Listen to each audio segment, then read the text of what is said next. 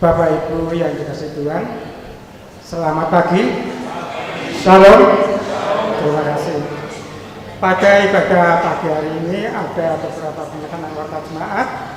Yang pertama, atas nama Majelis GKJ Karangayu mengingatkan kepada jemaat bahwa minggu depan banyak kegiatan peribadatan mulai tanggal 2 April 2026, yaitu ibadah Kamis Putih yang akan dilaksanakan pada pukul 19 atau jam 7 malam. Kemudian hari Jumatnya tanggal 3 akan diadakan ibadah lagi Jumat Agung yang akan diadakan pada pagi hari jam 7. Kemudian dilanjutkan hari Sabtunya tanggal 4 ada ibadah lagi yaitu Sabtu Sunyi yang akan diadakan pada jam 7 malam. Kemudian hari Minggunya Minggu Paskah yang akan diadakan seperti biasa jam 7 pagi. Mohon kehadiran warga jemaat. Untuk penekanan yang kedua yaitu rapat majelis, bahwa Majelis GKJ Karangayu akan mengadakan rapat kembali pada hari Selasa tanggal 31 Maret 2026. Bagi warga yang mempunyai kepentingan dapat menghubungi majelis blok masing-masing. Kemudian yang berikutnya, perjamuan kudus.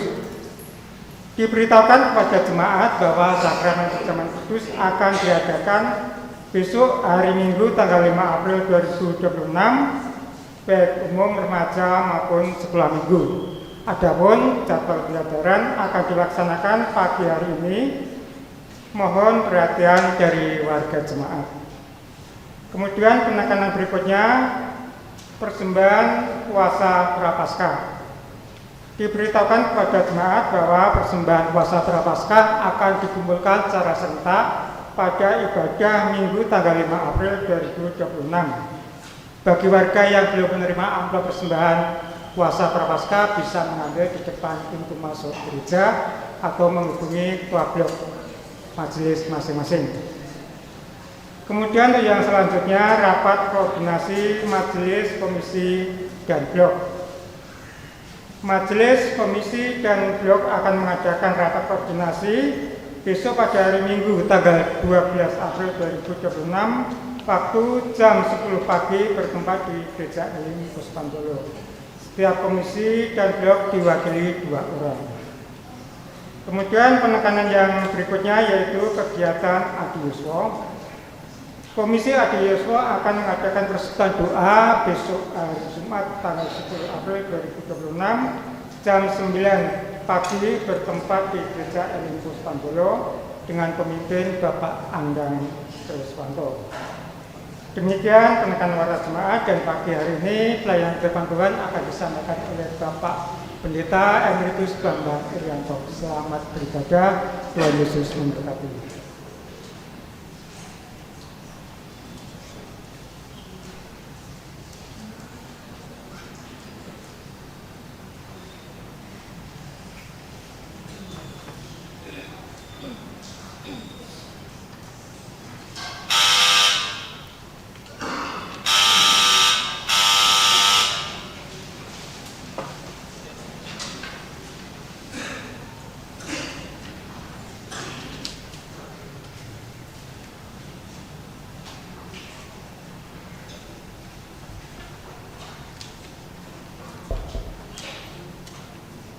Bapak, Ibu, dan Saudara yang terkasih dalam Tuhan Yesus Kristus,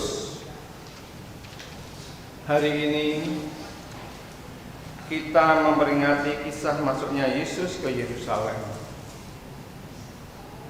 Narasi Matius pasal 21 ayat 7 sampai dengan 9 mencatat, mereka membawa keledai itu bersama anaknya, lalu mengalasinya dengan jubah luar mereka, dan Yesus pun duduk di atasnya. Orang banyak yang sangat besar jumlahnya menghamparkan pakaiannya di jalan. Ada pula yang memotong ranting-ranting dari pohon-pohon dan menebarkannya di jalan. Orang banyak yang berjalan di depan Yesus dan yang mengikutinya dari belakang berseru,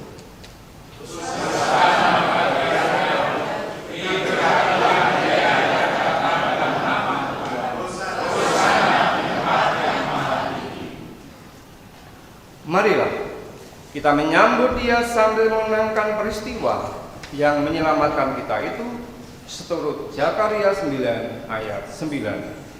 Bersorak-soraklah dengan nyaring, hai putri Sion. Bersorak-soraklah, hai putri Yerusalem. Lihat, rajamu datang kepadamu, ia adil dan jaya. Ia mampu dan menunggang seekor keledai, seekor keledai yang muda.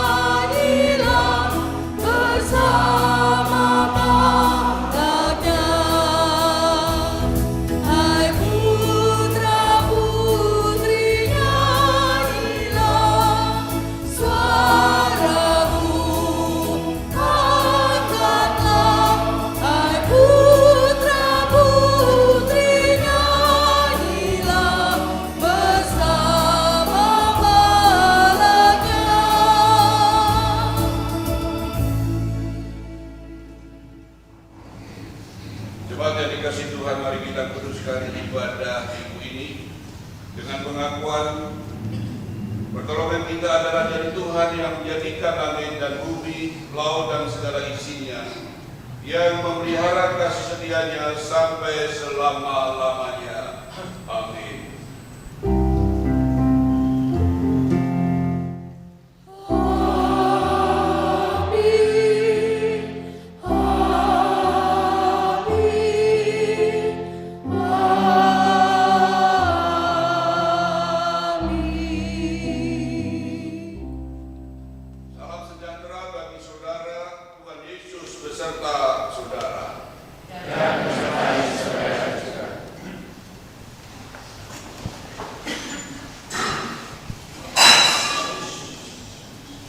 Saudaraku, hari ini kita menghayati dua peristiwa terkait dengan Yesus. Yang pertama disebut dengan Minggu Palmarum. Yang kedua, Minggu Kesengsaraan atau Minggu Sengsara. Kedua peristiwa ini dapat dilihat sebagai satu kesatuan yang terhubung satu dengan yang lainnya. Minggu Palmarum menggelurakan semangat kegembiraan dalam menyambut Yesus yang masuk ke Yerusalem. Dalam liturgi saat ini, kita menunjukkannya melalui daun-daun palem yang kita kibarkan. Minggu Sengsara mengingatkan bahwa pada hari-hari ke depan, derita demi derita mulai dialami Yesus dengan puncak kematian di atas kayu salib. Semua itu dilakukan karena kesetiaan Yesus kepada Bapa. Oleh sebab itu, mari kita renungkan Yesus telah memberi teladan hidup dalam kesetiaan. Bagaimanakah dengan kita?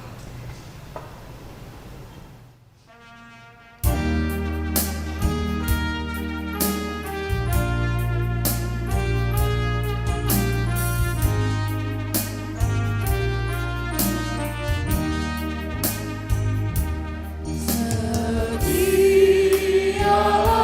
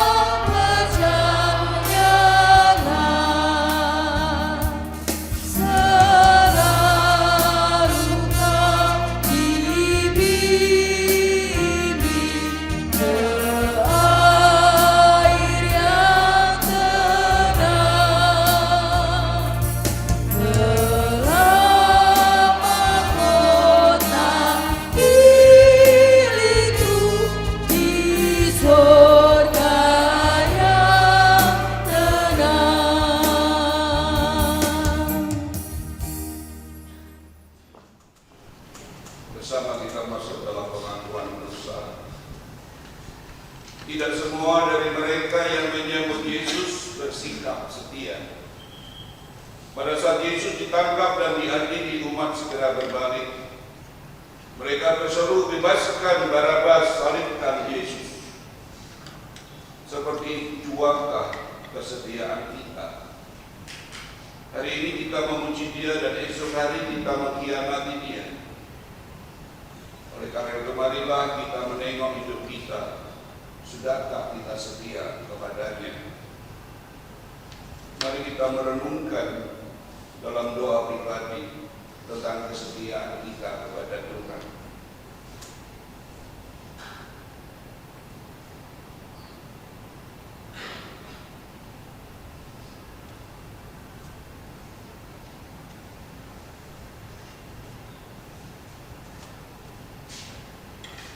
Bapa kami yang ada di surga, Engkau tahu, tidak ada yang tersembunyi di hadapan-Mu. Karena itu kami mengaku di hadapan-Mu betapa sering kami tidak setia kepada Tuhan yang setia kepada kami. Karena itu kami datang kepada-Mu mohon, Tuhan berkenan mengampuni kami. Sucikanlah kami dengan darah-Mu yang kudus. Kembalikan kami, supaya kami boleh berjumpa dengan Tuhan. Kami mohon pengampunan-Mu ya Tuhan di dalam nama Tuhan Yesus, Juru Selamat kami yang hidup. Amin.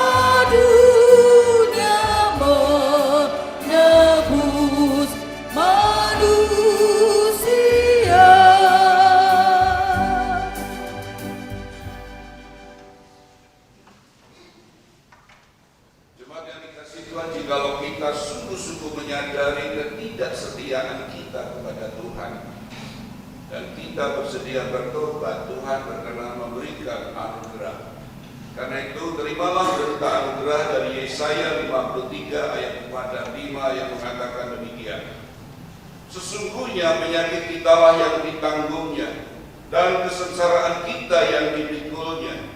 Padahal kita mengira dia kena tulah, dipukul dan disakiti Allah. akan tetapi dia ditikam karena pemberontakan kita, dia dilumpuhkan karena kejahatan kita. Ajaran yang mendatangkan damai sejahtera bagi kita ditimpakan kepadanya, dan karena bilur-bilurnya kita disembuhkan. Demikianlah berita anugerah dari Tuhan. Salam damai.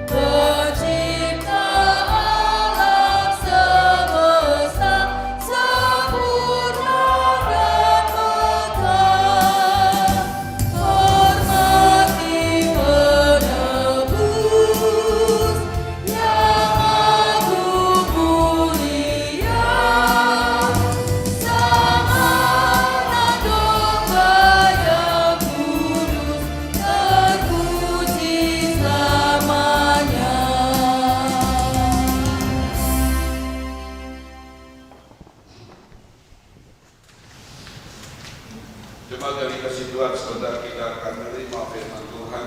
Karena itu mari kita menyatukan hati datang pada Tuhan di dalam doa. Mari kita berdoa. Bapa kami yang ada di surga, kami datang memenuhi panggilan-Mu untuk beribadah di hari Sabat. Kami bersyukur Tuhan berkenan menuntun langkah kami sehingga kami dapat berkumpul bersama beribadah kepada Tuhan. Terlebih Kau berkenan menyambut kami dengan anugerah pengampunan yang menyucikan kami dari dosa dan najis kami, sehingga kami dilayakkan untuk berjumpa dengan Tuhan. Dan sungguh berjumpa dengan Tuhan dalam ibadah pagi ini mendatangkan damai sejahtera. Sekarang ya Tuhan, kami duduk diam di hadapan-Mu untuk mendengarkan firman Tuhan. Kami berdoa kiranya Roh Kudus berkenan mengurapi setiap kami untuk mengerti firman-Mu, meyakini kebenaran-Mu dan melakukan kehendak-Mu dalam hidup kami, sehingga hidup kami semakin berkenan kepada Tuhan.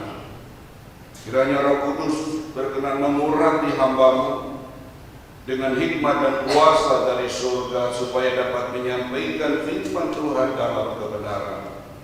Di dalam nama Tuhan Yesus kami mengikat segala kuasa-kuasa jahat yang akan mengambil firman Tuhan dari hati kami. Terima kasih Bapa, kiranya Engkau sendiri yang berbicara dari awal sampai akhir pemberitaan firman-Mu. Kami siap untuk mendengar. Di dalam nama Tuhan Yesus doa ini kami mohon kepada Bapa di surga. Amin.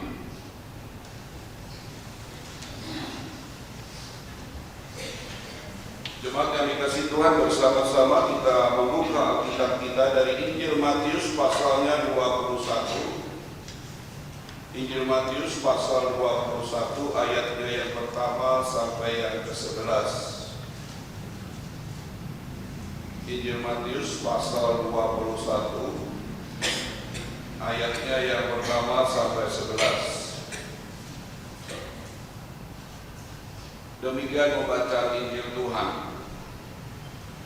Ketika Yesus dan murid-muridnya telah mendekati Yerusalem dan tiba di Betfage di Bukit Zaitun, ia mengutus 2 orang muridnya dengan pesan, "Pergilah ke kampung yang di depan itu, dan di situ kamu segera akan menemukan seekor keledai betina tertambat dan anaknya ada di dekatnya.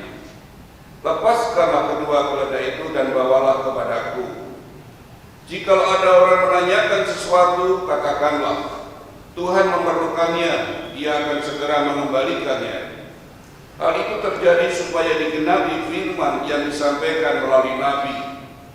"Katakanlah kepada putri Sion, lihat, rajamu datang kepadamu, ia lemah lembut dan menunggang seekor keledai dan seekor anak keledai beban."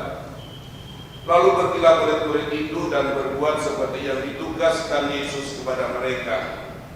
Mereka membawa keledai itu bersama anaknya, lalu mengalasinya dengan jubah luar mereka, dan Yesus pun duduk di atasnya. Orang banyak yang sangat besar jumlahnya menghamparkan pakaiannya di jalan. Ada pula yang memotong ranting-ranting dari pohon-pohon dan menebarkannya di jalan.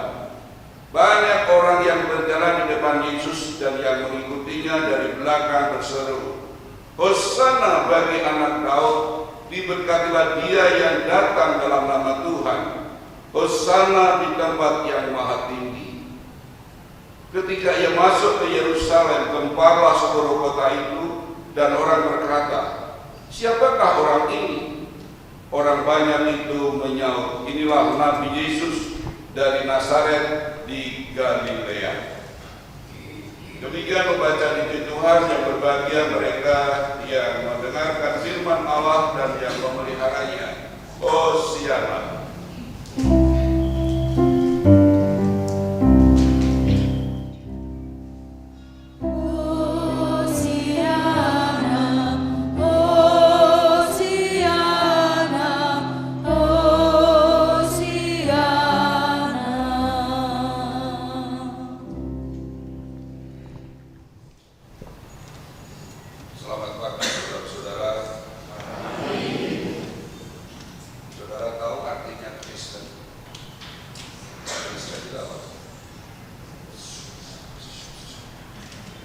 Kristen itu artinya pengikut Kristus. Yang menyedihkan itu mengaku Kristen tetapi tidak memahami tentang kekristenan. Sehingga mungkin dia sudah menjadi Kristen puluhan tahun tapi hidupnya tidak Kristen. Hidupnya tidak berubah.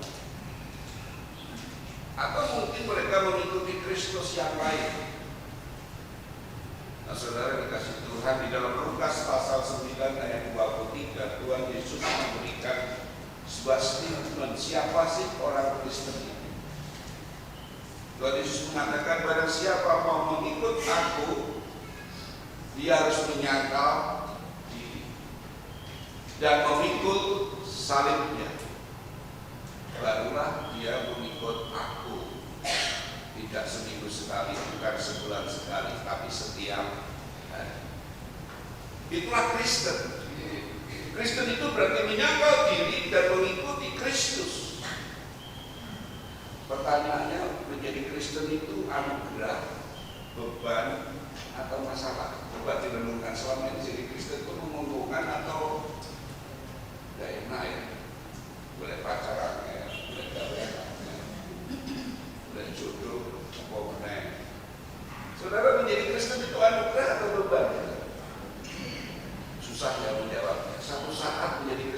sempurna, tetapi satu saat ketika harus melangkah mencari pasangan hidup dan segala macam, kok susah ya.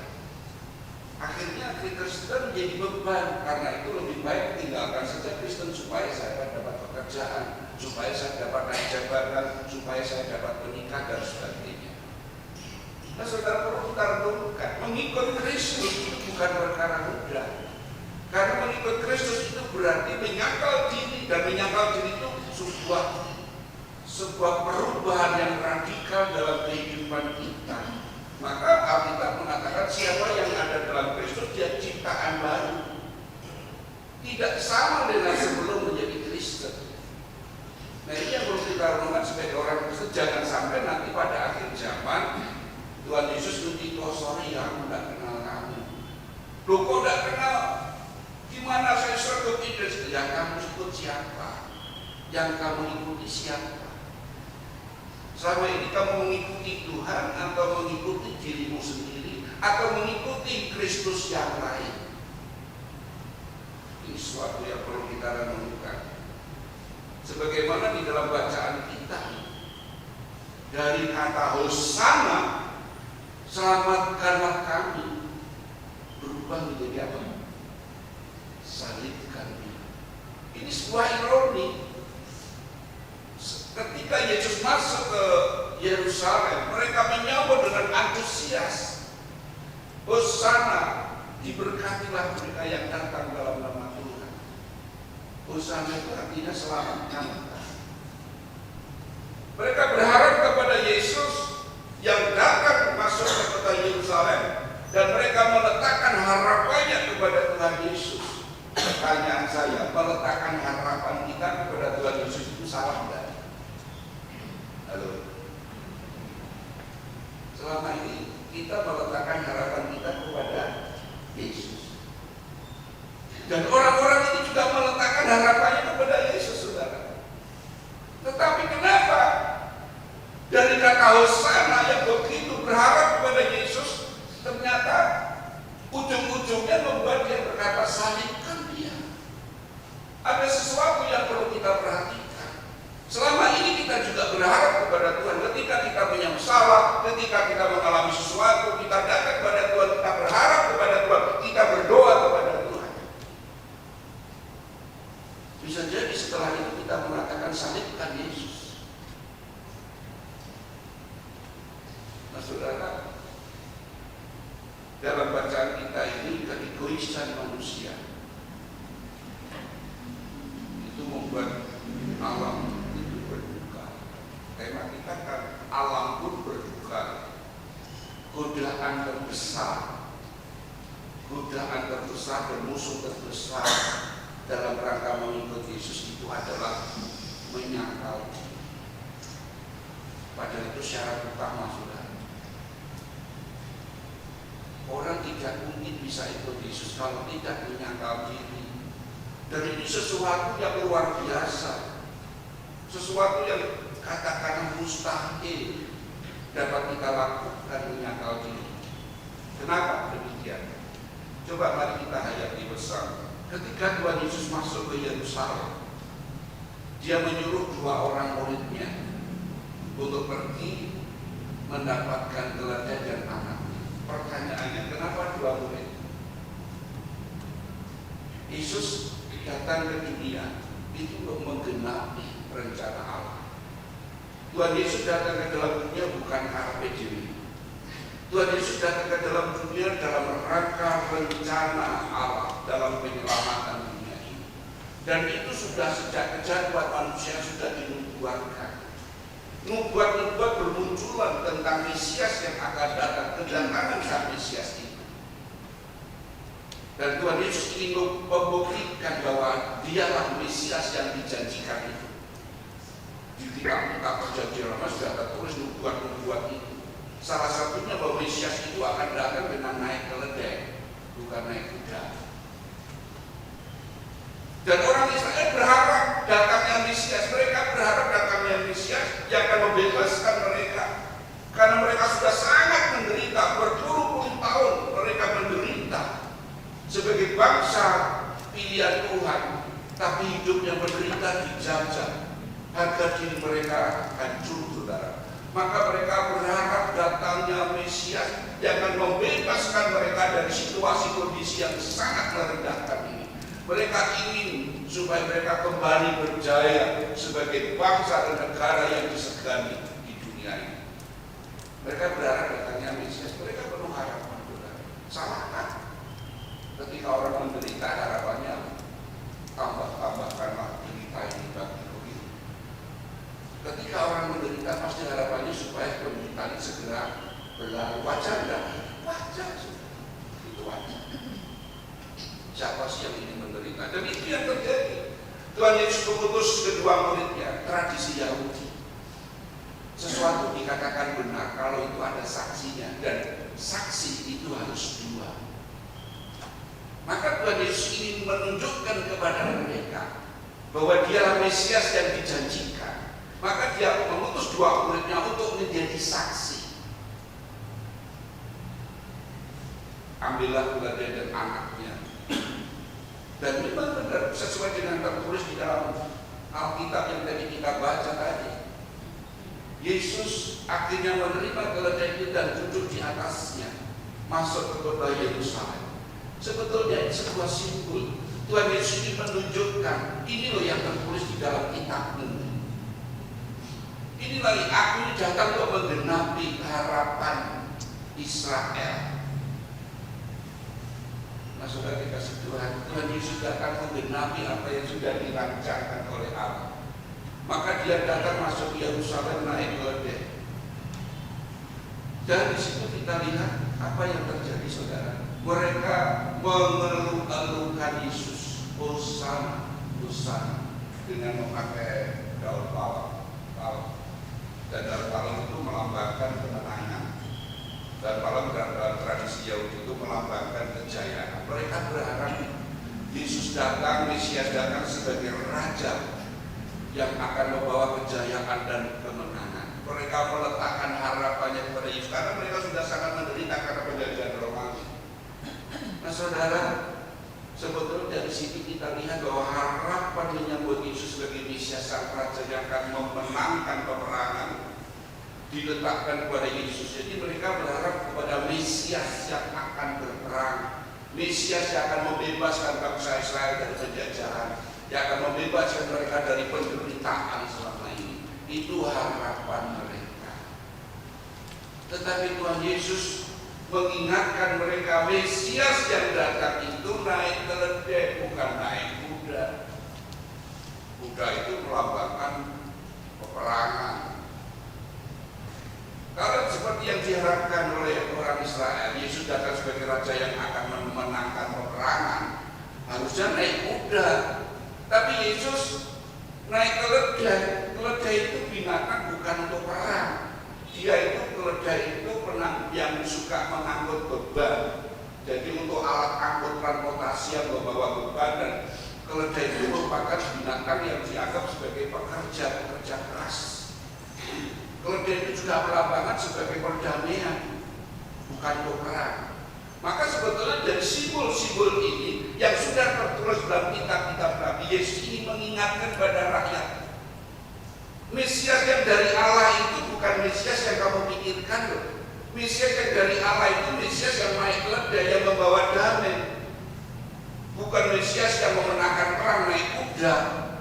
Tapi mereka tidak peduli naik keledai atau naik apa, pokoknya Mesias itu harus menangan kan begitu. Jadi walaupun Tuhan Yesus sudah menyatakan dengan simbol-simbol yang ada, mereka tetap tidak peduli. Mereka punya harapannya sendiri, tidak peduli dengan rencana Allah. Harapan mereka akan pembebasan lebih mendominasi pikiran mereka daripada melihat peka terhadap rencana Allah. Itulah yang menyebabkan Hosana menjadi sangat sekali. Kenapa? Kalau kita berbicara tentang harapan, kalau kita berdoa maunya doa kita dikabulkan. Kalau kita berdoa doa kita maunya dikabulkan enggak? Iyalah, kalau dikabulkan senang enggak? Bersaksi enggak? Saudara-saudara, Tuhan itu baik. Suami saya sakit, dokter sudah angkat tangan, bahkan angkat kaki. Saya berdoa supaya suami saya satu-satunya sembuh. Dan saya berdoa dengan berdoa puasa. Dan puji Tuhan, Tuhan itu baik mendengar doa saya dan suami saya sembuh. Amin, saudara. Saksi Tuhan itu baik. Pertanyaannya, kok Tuhan itu baik kenapa? Kok dia bersaksi Tuhan itu baik itu kenapa? Karena apa? Memenuhi harapan mereka. Ketika doa puasa ini suami sembuh, malah mati bersaksi dan dia katakan Tuhan itu baik kan? Itulah. Itu yang dialami oleh orang Israel. Hosana, Hosana. Tetapi realitanya tidak seperti itu. Ternyata hati Yesus mati disalib, digantung di kayu salib dan tidak berdaya. Ya sudah. Tidak jadi bersaksi mereka. Maka dia katakan harus salibkan. Kenapa? Karena tidak memenuhi apa yang mereka harapkan. Pertanyaannya, kalau kita disuruh milih, doa kita dikabulkan atau kehendak Tuhan yang terjadi? Susah. Nah, doa kita apa? Suami saya sakit sembuh. Nah, kehendak Tuhan apa? Sembuh. Nah, kita berdoa gimana? Jadilah kehendakmu Tuhan. Oke, malah mati. Nah, terus gimana? Berarti kita berdoa ketika anak kita tidak berdaya, kondisi kritis, itu anak kita satu-satunya. Dokter sudah berusaha dengan sekuat tenaga, kita berdoa. Berarti kita berdoa, Tuhan, jadilah kehendak-Mu untuk anak saya. Berarti. Atau kita panggil Pak Pendeta, Pak tolong doakan supaya anak saya sembuh. Kalau kita disuruh pilih anak kita sembuh atau kehendak Tuhan yang terjadi,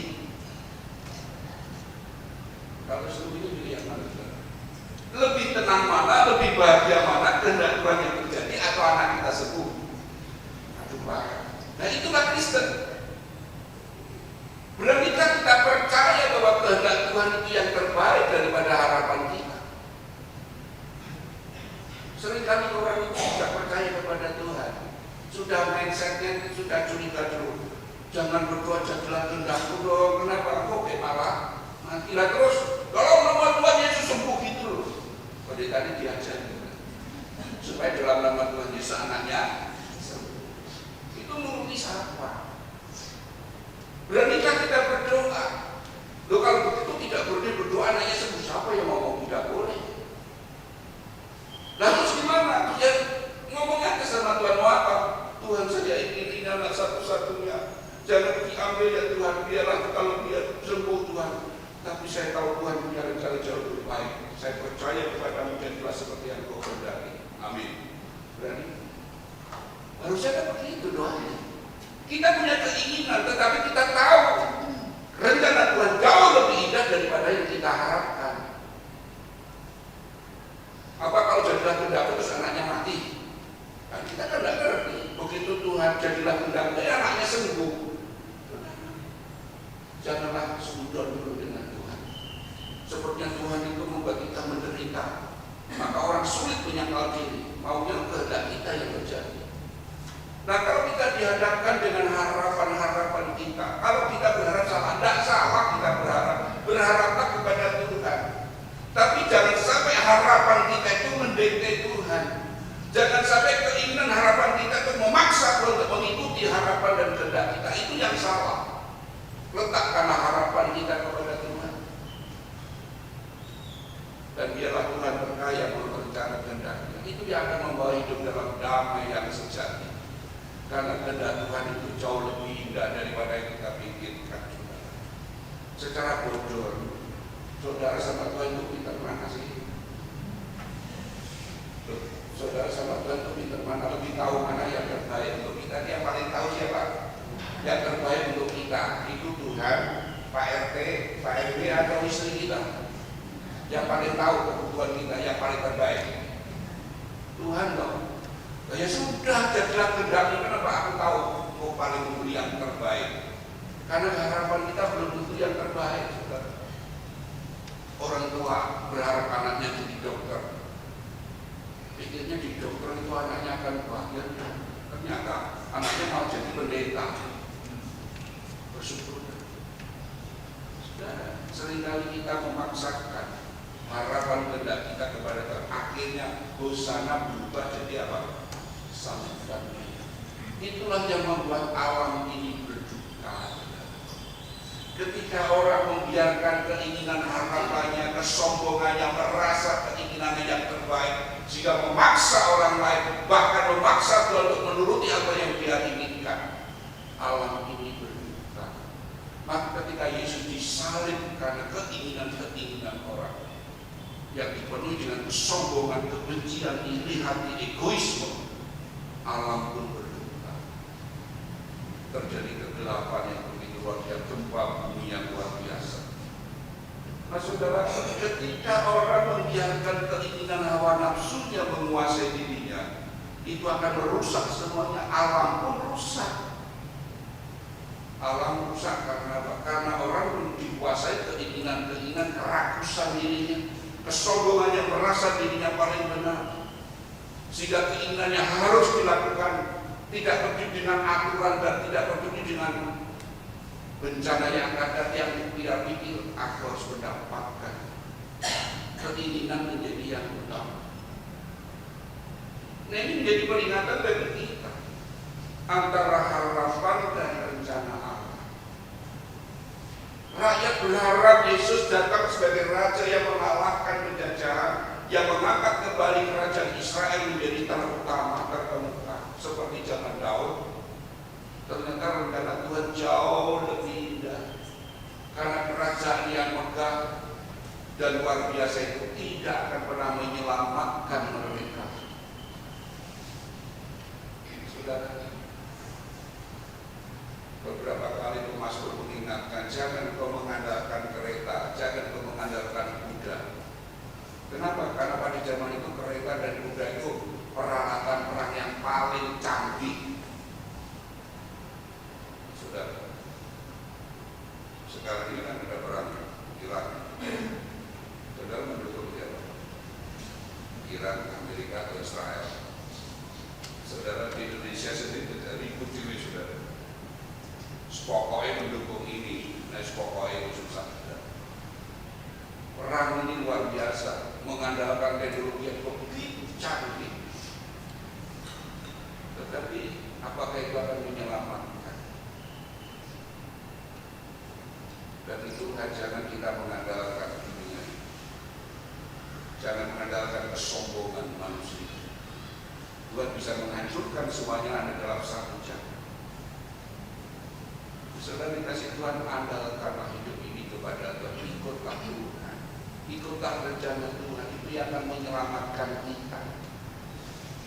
Memang keinginan-keinginan kita kalau dipenuhi membuat kita bahagia. Kalau kita berdoa, Tuhan saya pengen punya istri yang nurut, yang lembut, yang tidak bantah, yang tidak cerewet. Kita berdoa, suami berdoa, amin. Terus suaminya jadi nurut, tidak cerewet, panutan. Yang bahagia siapa? Yang bahagia siapa kalau suami istrinya nurut? Aduh, yang bahagia siapa? Suami. Yang menderita siapa? Mau. Nah itulah keinginan kebahagiaan yang egois. Tuhan ingin supaya kita tidak menjadi orang egois. Maka jadilah kehendakmu, bukan jadilah kehendak. Kalau jadilah kehendakmu, maka semua menjadi berduka, semua menjadi rusak. Alam pun rusak karena ulah dari orang-orang yang egois, yang sombong, yang tidak peduli dengan rencana Tuhan. Ini perlu kita renungkan bersama. Karena itu akhirnya perlu kita renungkan. Melalui karya Tuhan Yesus, Tuhan Yesus ingin membuktikan bahwa Dia adalah Mesias yang dijanjikan oleh Allah. Hanya di dalam Yesus kita bisa mendatangkan damai sejahtera. pelajaran apa yang kita dapat? Seringkali dalam hidup ini dari kata hosana menjadi salibkan dia. Kenapa? Karena egoisme kita dan kesombongan kita. Harapan kepada Tuhan akhirnya berubah dari kebencian dan kecewaan kepada Tuhan. Kenapa? Karena kita merasa kita paling benar. Kenapa Tuhan tidak mengikuti harapan saya, tidak menjawab doa saya? Memangnya Tuhan lebih bodoh dari kita. Tuhan mengasihi kita, kasihnya kekal, dan Dia akan memberi yang terbaik untuk kita. Tapi kesombongan kita seringkali kita menyalahkan Tuhan, kecewa dengan Tuhan. Sehingga mau tidak mau lagi ke gereja, tidak mau ikut PA, tidak mau ikut kur. Kenapa? Kecewa dengan Tuhan. Nah saudara, yang ini perlu kita berdoa. Ketika kita mulai kecewa dengan Tuhan karena kesombongan dan egoisan kita, hidup kita tidak akan pernah jadi berkat, justru akan merusak persekutuan, merusak rumah tangga, merusak semuanya, termasuk alam pun rusak. Karena egois menguasai hidup kita. Yang kedua, Tuhan mengingatkan kepada kita tentang tanda-tanda, simbol-simbol dari alam, bahkan dari nubuat-nubuat. Tetapi orang Israel menutup mata semuanya. Padahal tertulis di dalam kitab, Mesias itu akan seperti apa, dan Yesus menggenapi semuanya. Tapi mereka tutup mata, karena dikuasai oleh keinginan, sehingga mereka tidak peka dengan tanda-tanda yang diberikan Tuhan Yesus.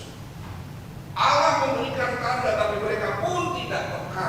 Kenapa? Dikuasai oleh keinginan. Nah karena itu, marilah kita memiliki hati yang peka terhadap firman Tuhan, supaya jangan kita mengeraskan hati, menutup mata terhadap kebenaran firman Tuhan yang disampaikan. Tanda-tanda yang Tuhan berikan kepada kita supaya kita itu peka, supaya kita kembali mengikuti rencana Tuhan, bukan menuruti keinginan kita sendiri. Dan yang terakhir,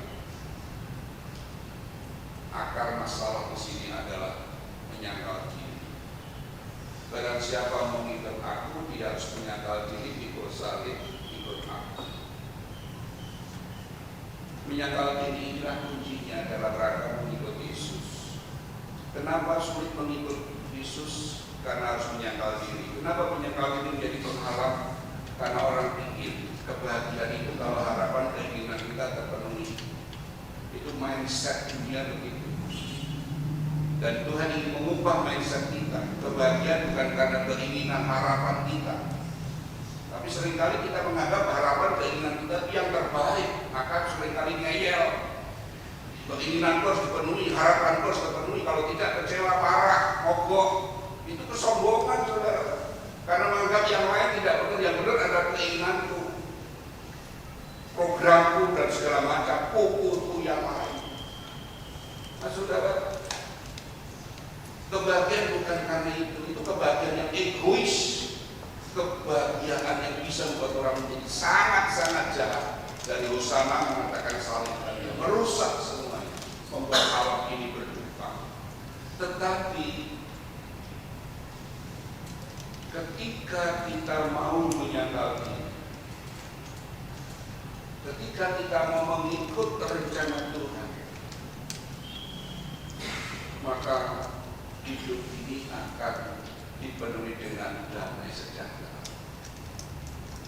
Alam pun akan tersenyum ketika dunia ini dipenuhi oleh orang-orang yang dengan rendah hati mengikuti rencana Tuhan. Kenapa? Bukan pokoknya. Karena rencana Tuhan itu rancangan keselamatan. Rencana Tuhan itu rancangan damai sejahtera, kehidupan, bukan kematian. Maka alam ini rusak karena orang tidak mau mengikuti kehendak Tuhan, menuruti KPD. Rumah tangga rusak, tidak ada damai, tetap masing-masing menuruti KPD. Gereja terjadi perselisihan dan geger, kenapa masing-masing mengikuti KPD. Mari kita bertobat. Kristen itu pengikut Kristus, bukan pengikut yang lain. Kristus yang kita ikuti adalah Kristus yang menyerahkan hidupnya untuk Tuhan. Kita pun harus mengikuti. Walaupun ditawari macam-macam, Yesus tetap konsisten mengikuti kehendak Tuhan. Maka ketika dia berdoa dalam kondisi yang sangat kritis, bukan apa yang aku kehendaki, tapi kehendakmu lah yang terjadi. Dan itulah yang membuat dia menang. Kita diselamatkan. Semua tersenyum. Dunia pun akan tersenyum. Alam pun akan tersenyum. Keluarga kita pun akan tersenyum. Kalau kita semua mengikuti rencana Tuhan dengan kerendahan hati. Barang siapa mengikut aku, dia harus menyangkal dirinya, memikul salibnya dan mengikut aku. Dan itulah kebahagiaan yang sejati. Kebahagiaan yang menyelamatkan. Tuhan memberkati kita semua. Amin. Mari kita masuk satu sejenak. Paduan suara sangkakala akan menghantar kita dengan pujian. Jadi pelayan, dipersilakan.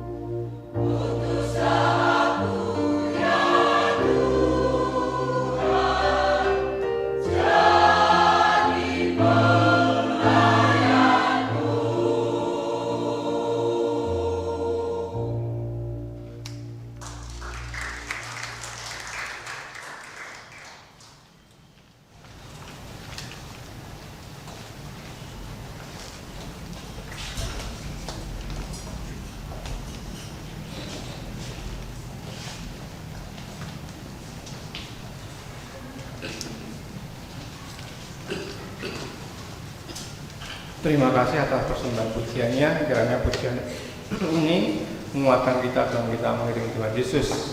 Jadikanku menjadi pelayanmu. Bapak Ibu dimohon untuk bangkit berdiri. Marilah kita memperbarui iman percaya kita dengan bersama-sama mengucapkan pengakuan iman rasuli yang demikian. Aku percaya kepada Allah Bapa yang Maha Kuasa, Khalik langit dan bumi, dan kepada Yesus Kristus, Anaknya yang tunggal, Tuhan kita, yang dikandung daripada Roh Kudus, lahir dari anak darah Maria, yang menderita di bawah pemerintahan Pontius Pilatus, disalibkan, mati dan dikuburkan, turun ke dalam kerajaan maut. Pada hari yang ketiga, bangkit pula dari antara orang mati, naik ke surga, duduk di sebelah kanan Allah, Bapa yang Maha Kuasa, dan akan datang dari sana untuk menghakimi orang yang hidup dan mati. Aku percaya kepada Roh Kudus, gereja yang kudus dan am, persekutuan orang kudus, pengampunan dosa, kebangkitan daging, dan hidup yang kekal. Dipersilakan duduk kembali.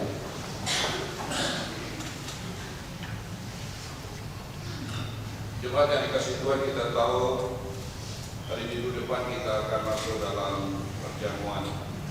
Karena itu marilah kita bersama-sama mempersiapkan diri untuk mengikuti undangan Tuhan masuk dalam meja perjamuan Tuhan. Sebagaimana telah dikatakan dalam rekat gereja bahwa pada hari Minggu besok kita akan menerima sakramen perjamuan. Sakramen perjamuan adalah sarana untuk memelihara iman yang pelaksanaannya didasarkan atas perintah Tuhan Yesus Kristus. Menjelang Tuhan Yesus Kristus disalib, Ia mengambil roti, mengucap berkat, memecah-mecahkannya, lalu memberikannya kepada para muridnya dan berkata, "Ambillah, makanlah, inilah tubuhku." Sudah itu Ia mengambil cawan, mengucap syukur, lalu memberikannya kepada mereka dan berkata, "Minumlah kamu semua dari cawan ini, sebab inilah darahku, darah perjanjian yang ditumpahkan bagi banyak orang untuk pengampunan dosa." Sakramen perjamuan mengingatkan orang-orang percaya kepada yang pertama, penyaliban, kematian, dan kebangkitan Kristus. Yang kedua, kedudukan orang percaya sebagai anggota keluarga Allah. Dan yang ketiga, kesempurnaan keselamatan yang dijanjikan oleh Allah. Adapun yang diperkenankan mengambil bagian dalam sakramen perjamuan adalah setiap orang yang sudah dibaptis, termasuk anak-anak yang dipersiapkan dengan seksama oleh gereja untuk menyambut rahmat Allah yang berlaku untuk seluruh keluarga, sebab anak-anak juga memiliki tempat dalam perjanjian keselamatan. Jemaat yang terkasih, sebelum kita menerima sakramen perjamuan, marilah kita menguji diri dengan bertanya dalam hati kita sebagai berikut. Yang pertama, apakah kita mengakui bahwa kita berada dalam kondisi tidak selamat, tetapi oleh anugerah Allah kita diselamatkan melalui pengorbanan Tuhan Yesus Kristus?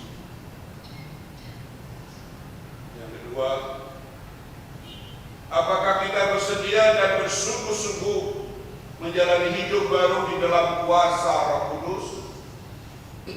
Yang ketiga, apakah kita bersedia menjalani hidup dengan penuh syukur dalam persekutuan sebagai keluarga Allah? Jika dalam hati kita mengatakan ya dengan segenap hati, kiranya Tuhan menolong kita untuk bisa mengikuti perjamuan Tuhan yang akan datang. Mari kita berdoa. Bapa kami yang ada di surga, kami sungguh bersyukur kalau Kau berkenan menolong kami mempersiapkan diri untuk mengikuti sakramen perjamuan dengan cara yang layak. Karena itu kiranya Roh Kudus menolong kami menjaga hidup kami, supaya kami setia mengikut Tuhan, bukan mengikuti keinginan diri sendiri. Terima kasih Bapa. Kiranya Roh Kudus senantiasa menginsafkan kami, memimpin kami ke dalam seluruh kebenaran. Doa ini kami naikkan kepadamu karena Kau Allah kami. Di dalam nama Tuhan Yesus Juru Selamat kami, Kami telah berdoa. Amin.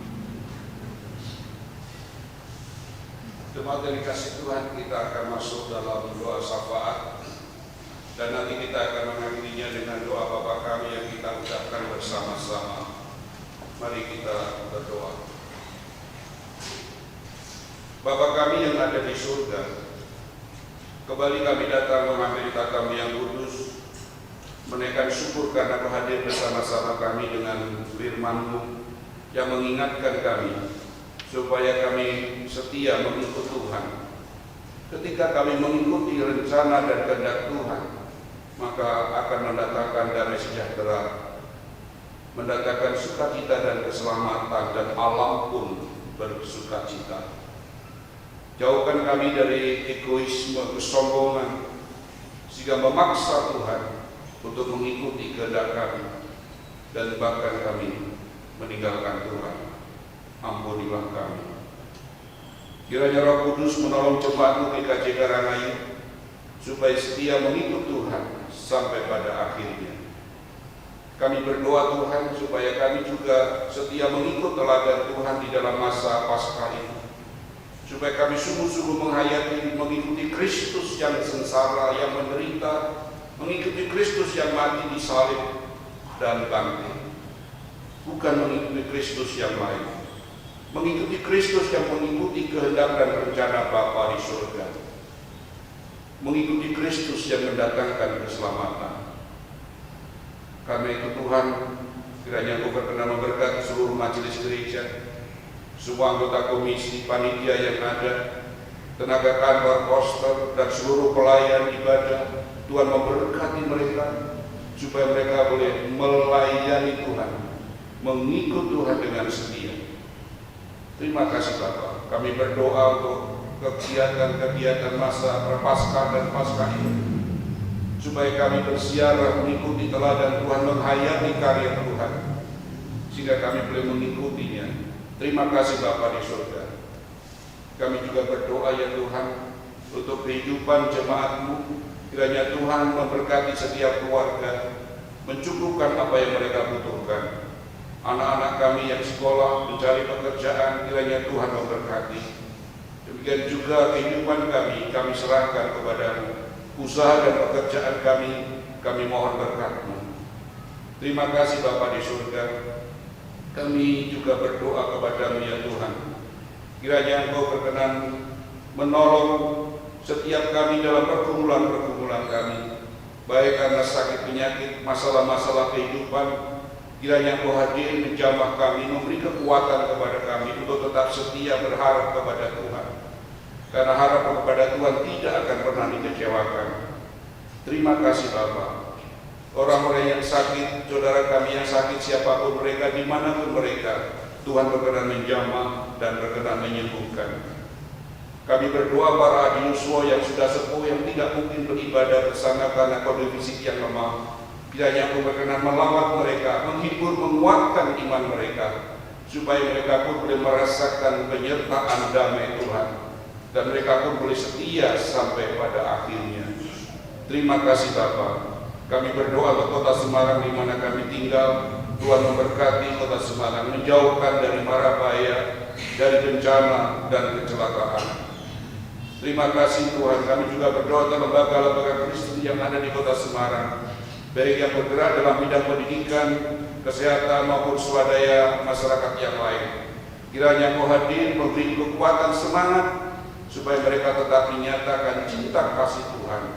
Saudara-saudara kami yang bekerja di lembaga-lembaga Kristen, Tuhan cukupkan. Tuhan beri semangat, spirit untuk tetap memberitakan kasih Tuhan. Terima kasih Bapa di surga. Bangsa negara kami serahkan kepada-Mu. Kiranya Engkau sendiri akan menegakkan keadilan kebenaran bagi bangsa ini, supaya bangsa ini melihat dan belajar peka akan karya Tuhan, sehingga bangsa ini diberkati. Terima kasih Bapa di surga. Sekarang ya Tuhan, kiranya Engkau berkenan mengulurkan tangan, menjamah setiap kami yang beribadah pagi ini. Penuhi hati kami dengan damai-Mu dan sukacita-Mu. Jikalau ada yang sedih, hiburkanlah. Jikalau ada yang memiliki beban yang berat, kiranya Engkau hadir memberikan jalan keluar. Kalaupun ada yang sakit, kiranya Tuhan jamah dan sembuhkan. Jikalau ada yang berputus asa, Tuhan peluklah dan berilah pengharapan.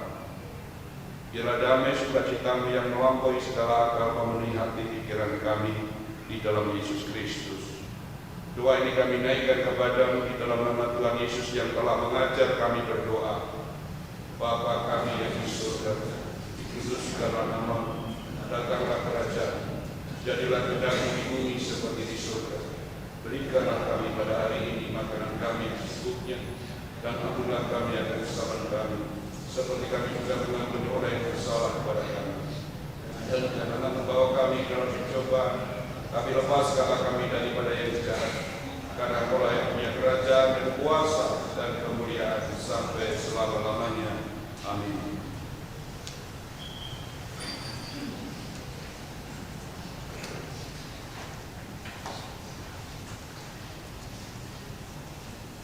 Tangan kasih Tuhan tidak pernah lepas dari hidup kita. Tuhan senantiasa pelihara hidup kita. Oleh sebab itu, sebagai bentuk rasa syukur kita di pagi hari ini, kita diberi kesempatan untuk mempersembahkan sebagian dari berkat-berkat yang boleh kita terima. Adapun firman Tuhan bagi dasar di dalam kita mempersembahkan diambil dari Mazmur 116 ayat 12 sampai dengan 14. Bagaimana akan kubalas kepada Tuhan segala kebajikannya kepadaku? Aku akan mengangkat piala keselamatan dan menyerukan nama Tuhan. Aku akan membayar nasarku kepada Tuhan di depan seluruh umat.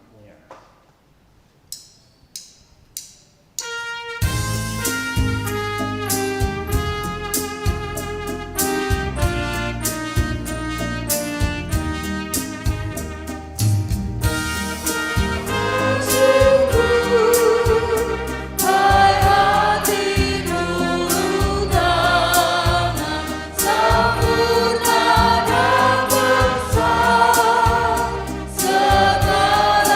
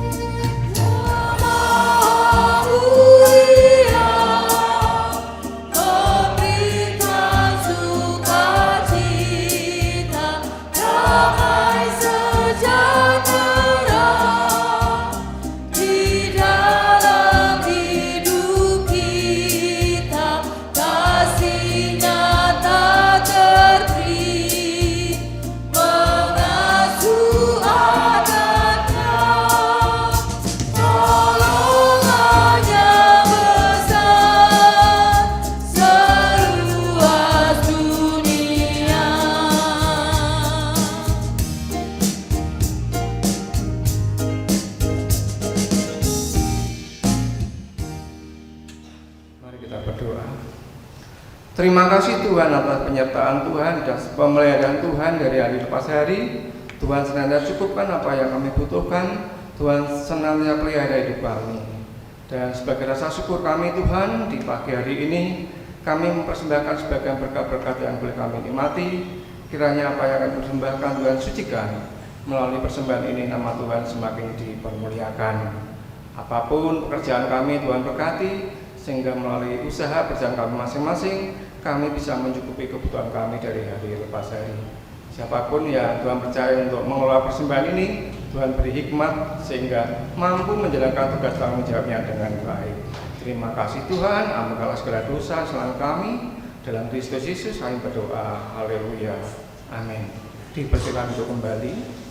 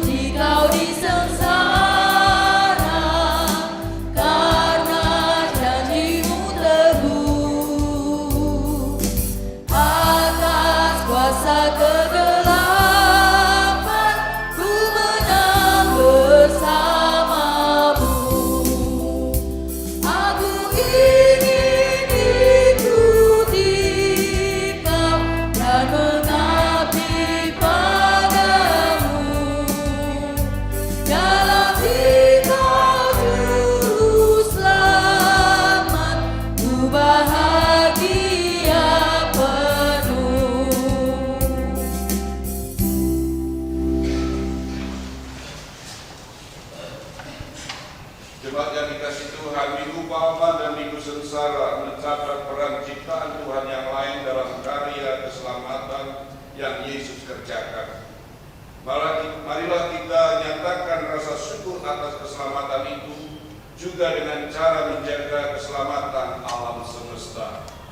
Sekarang arahkanlah hatimu kepada Tuhan.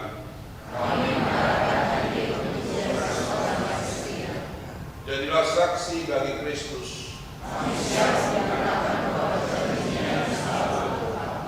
Terpujilah Tuhan.